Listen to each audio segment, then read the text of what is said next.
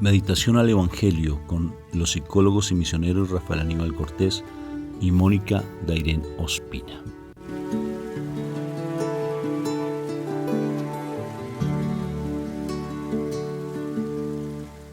Bueno, muy bien.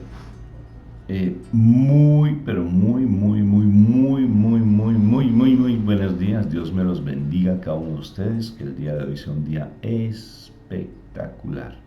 En nombre de mi preciosa esposa Moni y el mío Rafael, estamos aquí transmitiendo este mensaje precioso que el Señor cada vez nos da para que podamos ser esas familias victoriosas, hermosas, y que podamos salir adelante frente a tantas dificultades que el mal nos quiere colocar. Recuerda lo que dice el Papa Francisco, que en la Tercera Guerra Mundial va en contra de la familia.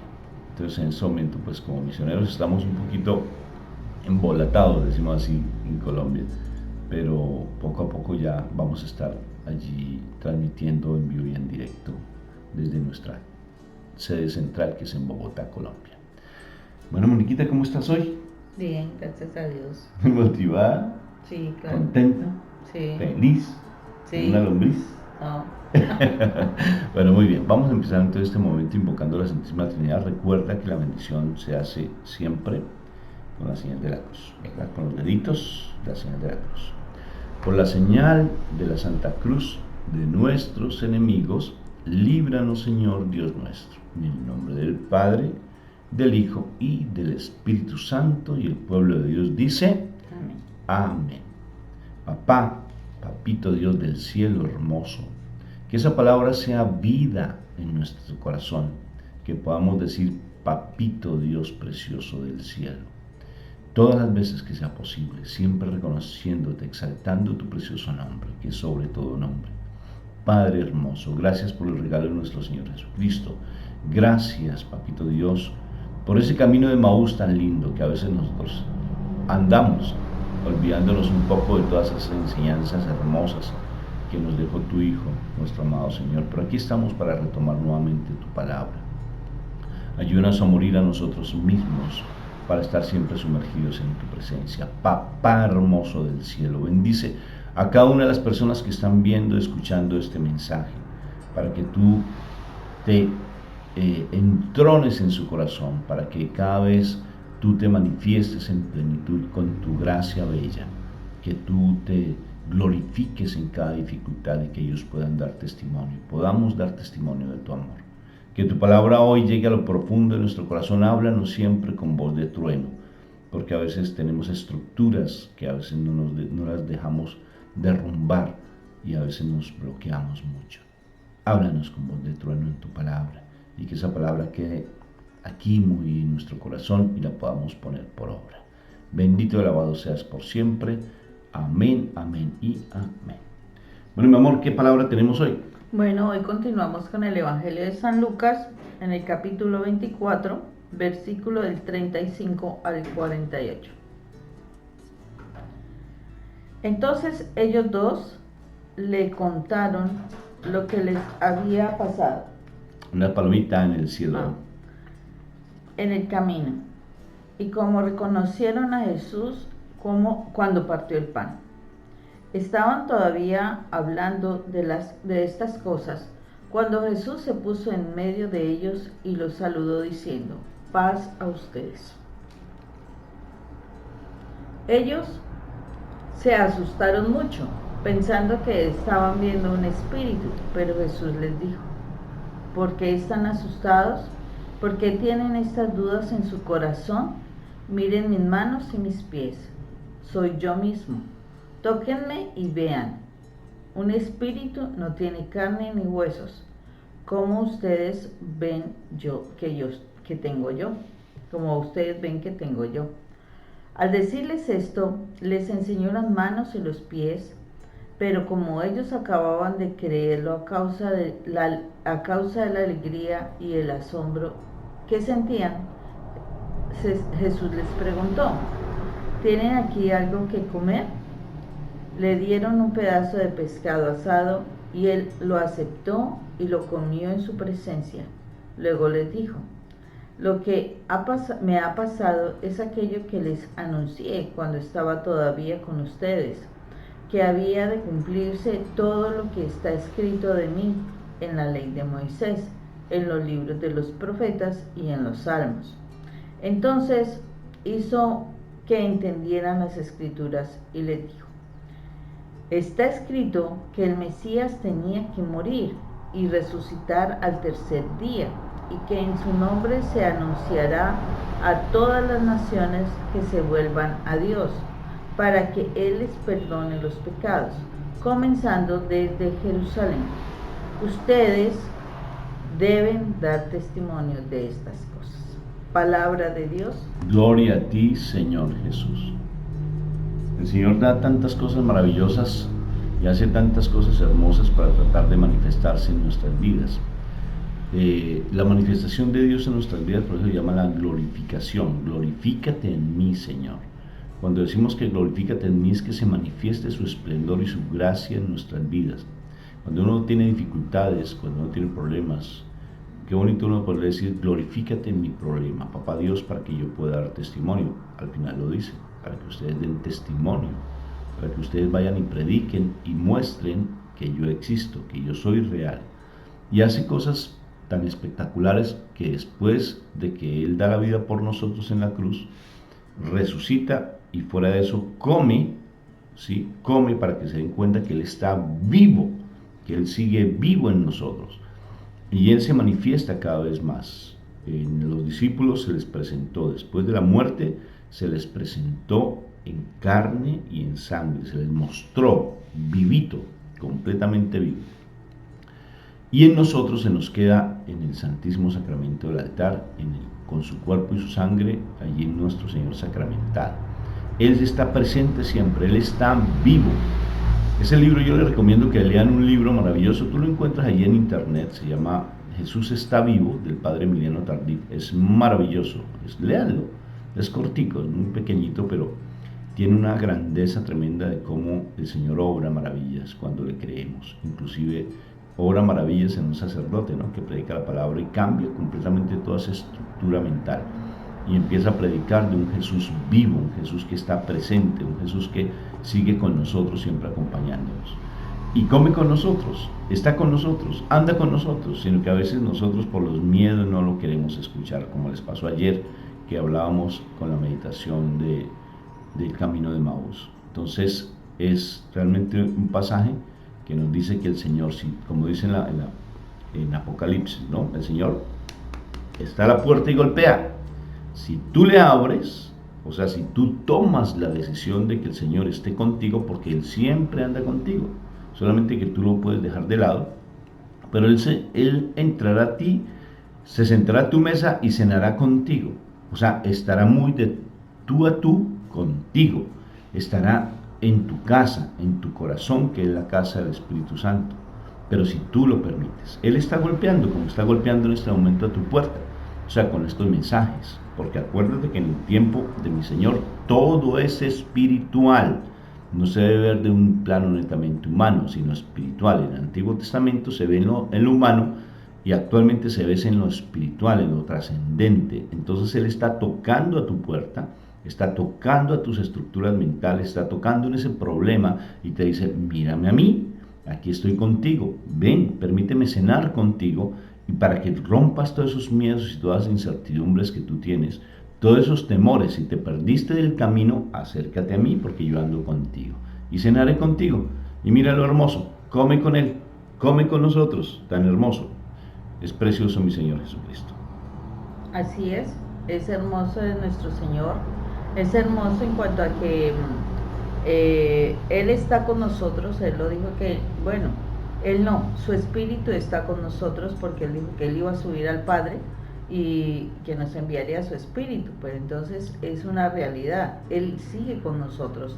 A mí me causa curiosidad, es como nosotros lo dudamos y cómo Él lee nuestros corazones, ¿no, Rafa?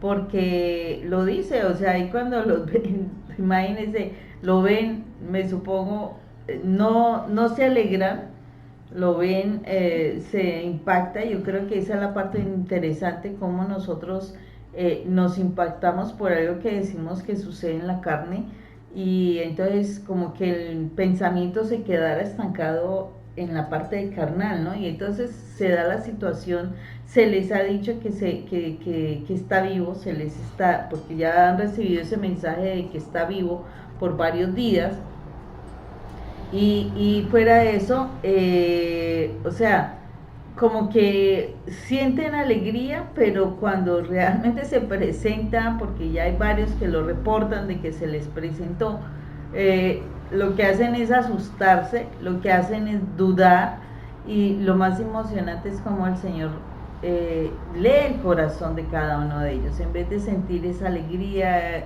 o sea, tuvieron que recibir el mensaje: no, soy yo, denme un pedazo de comida, etcétera. Y ahí sí como que vienen y vuelven en sí, yo creo, porque de resto estaban asustados, dudaban de que era él, dudaban de que era él.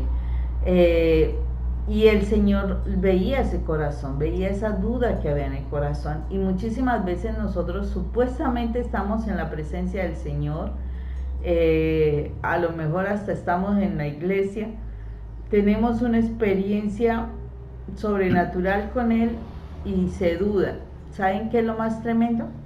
Si dicen que es algo del mal, que es algo de brujería, cosas de esas, la gente lo cree inmediatamente, o sea, no lo pone en duda. Pero cuando las personas, o sea, se quedan calladas, porque cuando tienen una experiencia hermosa con el Señor o con la Santísima Virgen, ¿qué es lo que sucede? Como que se quedan calladas porque la gente piensa que estoy loca, la gente piensa que eso no lo vivencio yo. Entonces, porque esos son muchísimos testimonios que hemos escuchado, pues yo los he escuchado, yo creo que también tú, que ellos dicen: no, yo no lo comento porque la gente piensa que yo soy loca. Entonces, es como que en su propio corazón está la situación de: yo dudo, ¿no? Yo dudo, y dudo que me han de creer. Entonces uno dice, ¿quién es el que en la realidad tiene la duda? ¿La otra persona que va a escuchar, o tú que no lo comentas porque posiblemente en ti está la duda? Y dice: ustedes tendrán que dar testimonio, ¿cierto? Testimonio de la grandeza de las cosas del Señor. Pero la gente se queda en silencio por esa duda, Rafa, porque es que para que yo decida no hablar de algo, es porque yo soy la persona que dudo, no es la otra persona. Que los otros me llamen loca, pues yo tengo que seguir actuando. Si yo empiezo a hacer cosas extrañas, pues tal vez, pero si yo sigo actuando normalmente y demás, pues porque daría elementos de que estoy de verdad desquiciada, para nada. Pero entonces la persona no habla las cosas, no da ese testimonio de esas cosas lindas que han vivenciado, es precisamente porque en su propio corazón tiene dudas, ¿no? Dudas de que de pronto a lo mejor a ella le puedan pasar esas cosas, esos momentos sobrenaturales, y que los pueda compartir. O a lo mejor puede ser una situación de que dudan de hablar por el incorrecto testimonio de vida que están haciendo o están viviendo, y que las personas lo están viendo, y por eso mismo se decide esa misma persona de no hablar de algo sobrenatural que a lo mejor vino a su vida para que cambiase el comportamiento, para que cambiara la forma de vivir.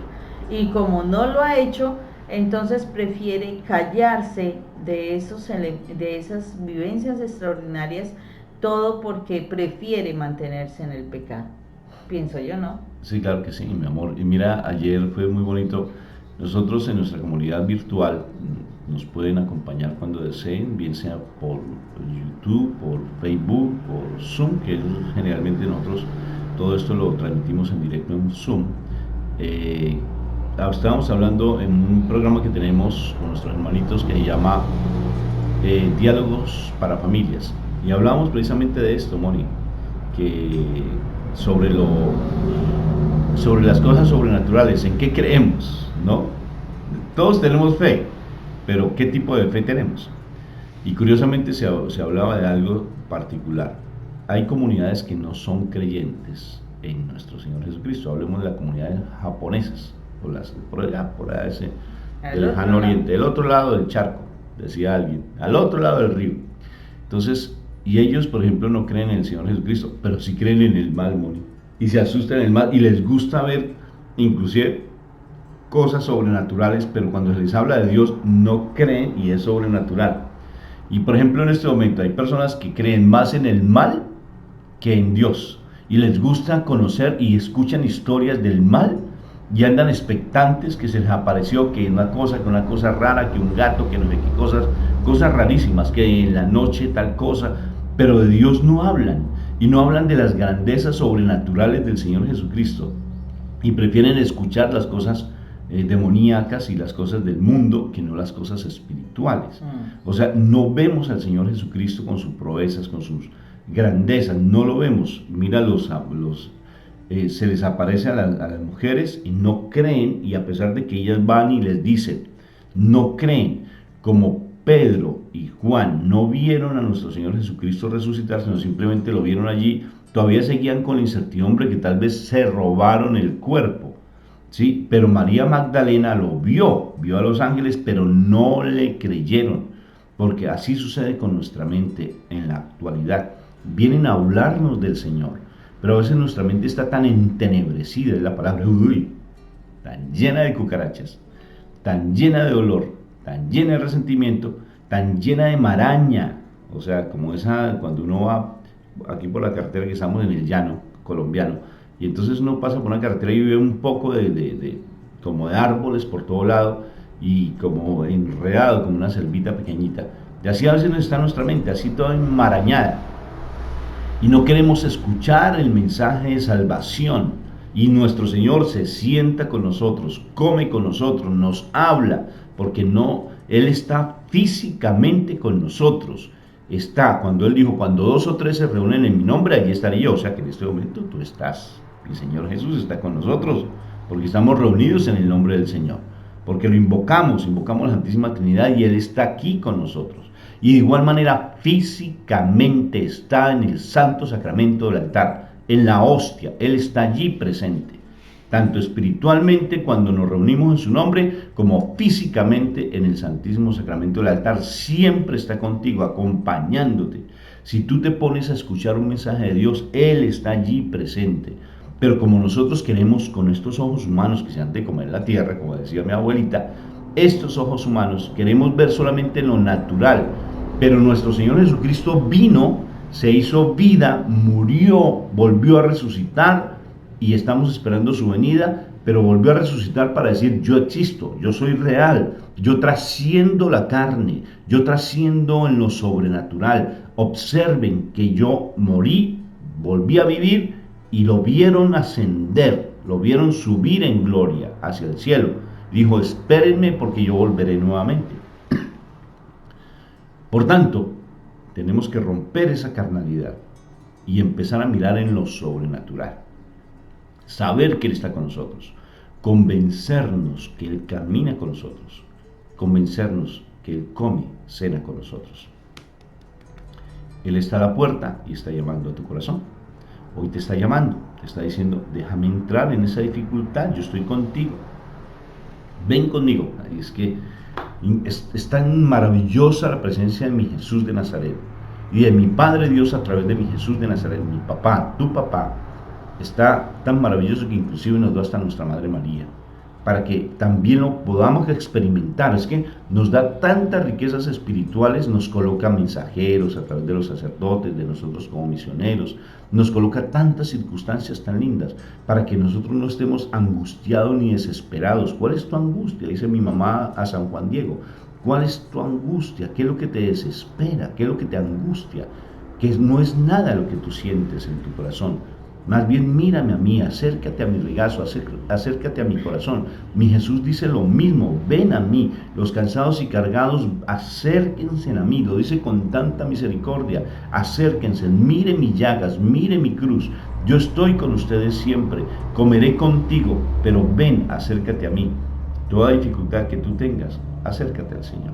¿Que cómo lo debes hacer? Ve al Santísimo, ve al Santísimo, ve a las Escrituras, lee, estudia, pero no te quedes allí simplemente, mediocremente, simplemente escuchando un mensaje y ya, es suficiente, ya con eso es suficiente. No te conformes con eso, porque el mal te quiere decir, ya escuchaste, quédate allí. No, persevera, porque la situación que tienes tal vez es muy compleja con tu esposo, hijos, con tu propia vida, con tus hermanos, con tus familiares, económicamente. Es muy fuerte tal vez. Persevera, príncipe de Dios y princesa preciosa de Dios. Persevera en esa búsqueda de Dios, porque el Señor está contigo acompañándote. Y miremos algo importante, el Señor está acompañándonos también porque Él quiere que nosotros entendamos las Escrituras. Lo dice la palabra y la palabra no se equivoca, o sea, no es falsa, es una verdad. O sea, cuando tú te dedicas realmente a entender las Escrituras, el Señor te las hará entender, sino que tenemos que ser constantes, persistentes. Tú cuando empiezas a estudiar en el colegio, hay cosas que no entiendes y tienes que perseverar hasta que por fin lo entiendes. Está el maestro que te explica, están otras personas que te acompañan para poder entender las cosas. Así es, pero tienes que perseverar, o sea, tienes que mantenerte hasta que logras entender las cosas.